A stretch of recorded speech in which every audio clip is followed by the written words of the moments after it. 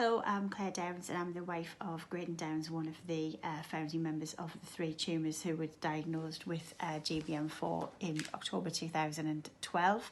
I thought I would just outline the circumstances of Graydon's story and his diagnosis, particularly because he can't remember very much about what happened at that time. So at the time when he started feeling unwell, he was actually working in Atlanta in the States, and we'd arranged to meet up in Barbados for a week's holiday, which we'd both really been looking forward to because obviously we hadn't seen each other much over that summer whilst he'd been working on a project out there.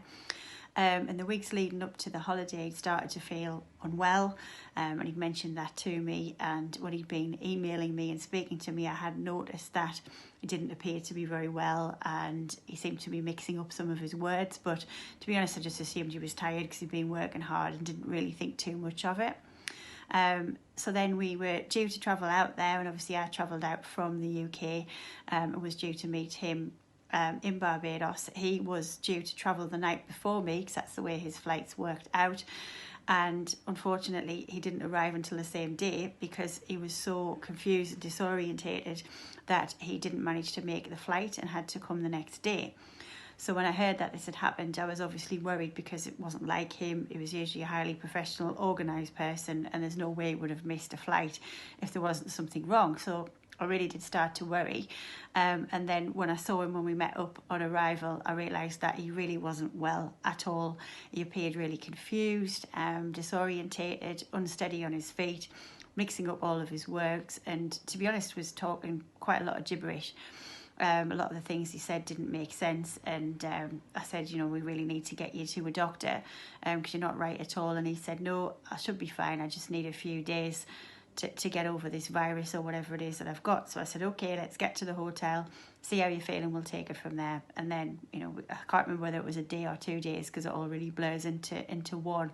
So obviously it was a traumatic time, but at whatever point we agreed, I think it was the next day that he needed to see a doctor, particularly because he seemed to be confused about where he was and what he was doing. He was convinced that he'd been involved in a car crash. He was asking me questions about what had happened, and I was like, that didn't happen. What do you mean? What are you talking about? So, you know, we knew things weren't great. So we saw a doctor over there who initially said it could be vertigo, and did some checks and tests, and you know, that clearly wasn't the answer. And I started to think the worst, you know, could it be something like this? Because you start to Google and read all kinds of scary things. And it wasn't really until later that I began to think more that it could be a brain tumour or something like that. You know, because you don't want to think that. You want to hope that it's something that can be treated quickly and he'd be fine within a matter of weeks. And, you know, we just put the holiday down to a bad experience. It came to the day that we were due to come home, or rather Graydon was returning to the US and I was flying back to the UK because I think he had a few more weeks to work out there before he was due to return back to the UK. And he was so unwell in the airport. He was sick, he was disorientated, he fell over, taking some poor guy out with him in the departure lounge.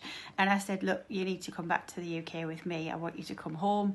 I really don't want you to go back to the US. But being the determined, stubborn git that he is, he insisted on returning to the US, where very quickly he became very unwell and was admitted to hospital within 24 hours, whereby I then got from him a text message in the middle of the night, and so did his mum and brother, advising us that he had a brain tumour. Now obviously at first you read it and you think it's a joke, and then I thought, no, it can't be a joke. You saw the state he was in over the last week.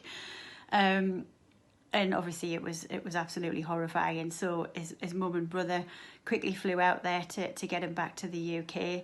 I have to say I felt pretty useless. We weren't married at the time, so you know I didn't really have any particular say, and I didn't insist on going with them. Looking back, I wished I had, but it probably didn't take 3 of us to bring him back. So anyway, we got him back.